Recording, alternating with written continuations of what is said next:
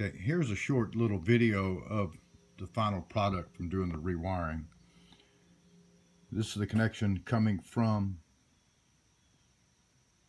the isolator, which gets its power from the PDM60 with one positive tap coming in. This is the scheme controller. This is the modulator. Then these are the various connections going to this is, I believe, the license plate.